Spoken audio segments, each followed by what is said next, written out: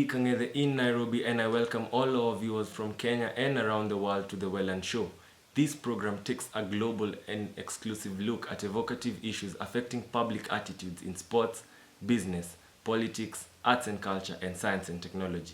But first, let's have the stories making headlines.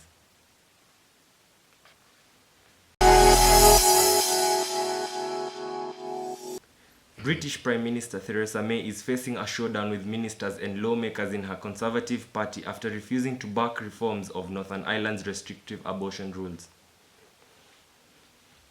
And US President Donald Trump has, through America's first stance on global trade, hit Rwanda by imposing tariffs on clothing exports from the East African nation. This issue revolves around the obscure import, second-hand clothes, and Rwanda's refusal to back down from the fight. Donald Trump met Kim Jong-un for a historic summit in Singapore. Both leaders agreed and signed a deal regarding the denuclearization of the Korean Peninsula.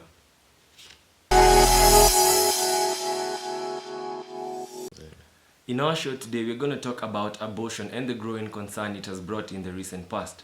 Abortion is a topic that has not been spoken a lot about because of the controversy it brings. Finally, abortion has reached to our table of discussion, and our question today to our viewers is, do you think that abortion should be legalized?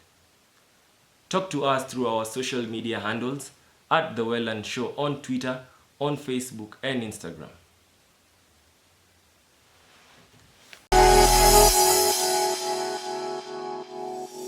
The debate as to whether or not abortion should be legalized continues to divide many nations.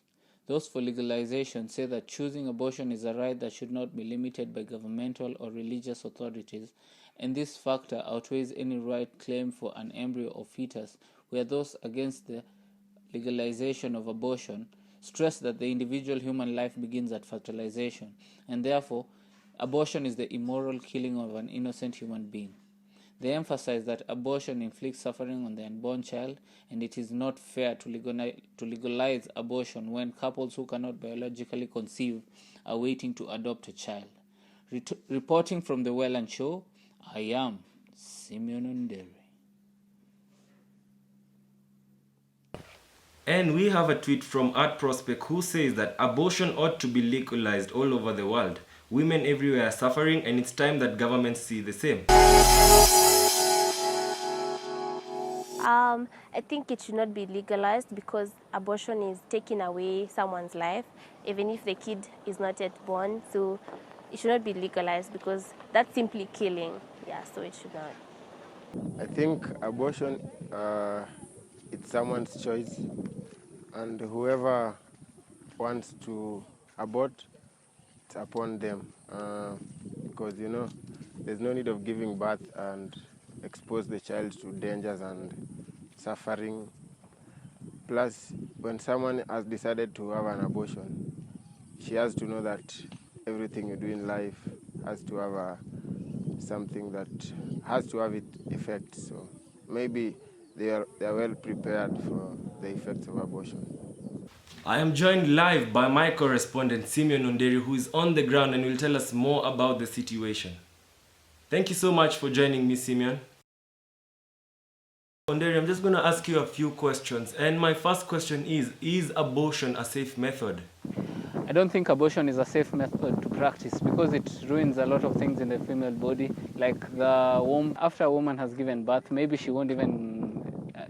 after a woman has aborted, maybe she won't even have the ability to give birth again. So I don't think that it is a safe method for getting rid of the baby. Onderi, are women able to give birth after abortions? It's been a common myth that women cannot give birth after abortion. I tend to disagree with that because there are some women who have undergone abortion and they've been able to father children, some one, some two. So in the Kenyan context, women can give birth after they have aborted. It depends on how they did it. If it's safe, then why not? Onderi, what are the types of abortion? Lee, there are two methods that are used in abortion. There is the safe method and there is the unsafe method. First, the safe methods are like going to the doctor who prescribes for you pills, and those pills you take them and they'll help in the removing of the baby. And there's something like the suction pump, where they use something like a pump where they remove the baby from the womb, the developing child. And there are those backstreet methods that people use. And these are things like people use wires. They try and poke the embryo so that it dies in the womb, and it has to release itself from the womb. And the other method is use of drugs like malaria queen, overdosing on pills like Panadol. Is there any way you can tell us that abortion can be practiced in a safe way? Yes, Mr. Kangethe, there are ways which abortion can be practiced safely. There are organizations such as Maristops, which has been allowed by the government to practice safe abortion for women. They use methods such as pills, which help women in undergoing safe abortion without literally damaging their wombs. And they also use suction pumps, which is the pulling out of the embryo in the woman's womb, so that they ensure that abortion can be done safely. Lastly, Onderi, what is the government doing to curb abortion, seeing that it is illegal in our country? Mr. Kangethe, the government has been fighting abortion for the last couple of years, and one of the ways is that it ensures that backstreet abortion does not occur, and people who have been caught doing backstreet abortion, they may even face a huge hefty fine or even undergo jail sentences up to 20 years. So I think that is one of the ways that the government is trying hard to fight abortion in the country. Thank you so much, Onderi, for joining me today. I see here another tweet, and it says, this is from Amol Lavi, who says that pregnancy should be by choice and not by chance. Welcome back to the Welland Show. On this segment, I will be joined live by a group of panelists who will help us unpack all there is to know about abortion. Joining me first in studio is Dr. Maingi, who is a medical practitioner with Bliss Medical Center. Thank you so much for joining me, Dr. Maingi. And my first question to you is, what is your take on abortion? Morally, abortions shouldn't be incurred, but sometimes it's a burden to the mother. For example, if a mother was raped, that baby will always be a reminder to that mother of what happened. So I think there should be a bit of leeway to exempt some cases where it can be legalized. What are the effects of abortion, both physical and emotional? Okay, there are the short-term side effects and the long-term side effects. So the short-term side effects would be excessive bleeding during the process. Yeah, then after that, there is also a lot of pain incurred. There can be vomiting, diarrhea, and the likes. And then there are the long-term effects, which would include sepsis. That's infection right after the process, especially if it was incurred not in a very septic manner. And there's also scarring on the uterus, which may cause the mother never to manage to get another baby. The process of implantation is disrupted. There's also damage to the cervix, and other organs can also occur due to excessive bleeding and the like. As a medical practitioner, are you allowed to partake in the exercise? Yes. But this one is very delicate. Only when the life of the mother is at risk, that's the only time that you're allowed to incur an abortion. Otherwise, it is illegal.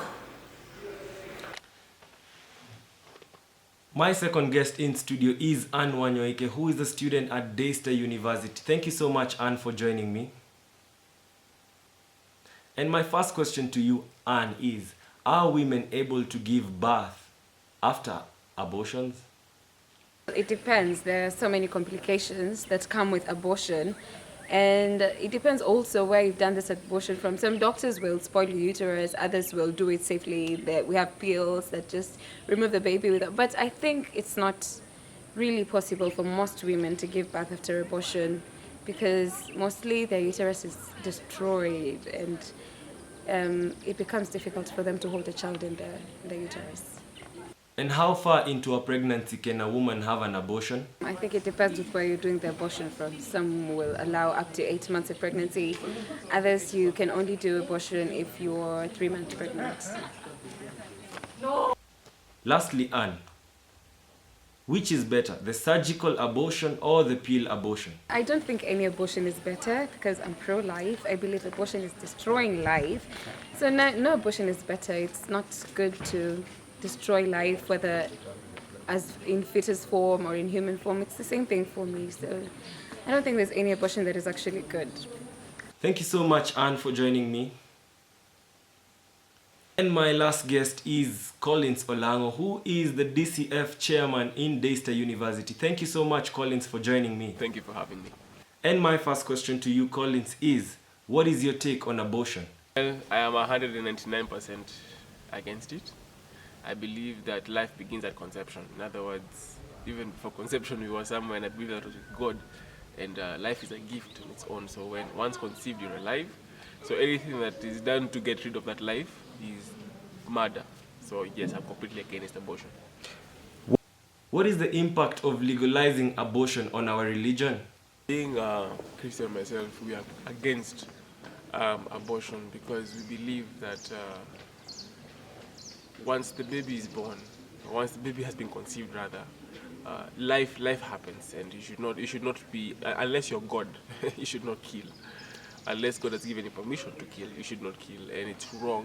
So the impact that abortion has on religion is the fact that right now people are confused because the world is saying it's okay, women's rights, she has a choice to give birth. That there are so many things that come with the with the burden of bearing a child, which is true.